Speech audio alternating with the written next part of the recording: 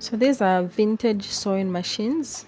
One is a hand sewing machine, and the other one has been modified into an electric machine by putting a motor on it.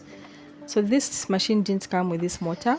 The motor was bought separately, and after putting the motor, it was turned into an electric machine. Ideally, it was manual pedal machine using the legs. Then the other one uses the hands manually. As you can see, it has a hand wheel. Then I just modified it by buying a motor and turned it into an electric sewing machine.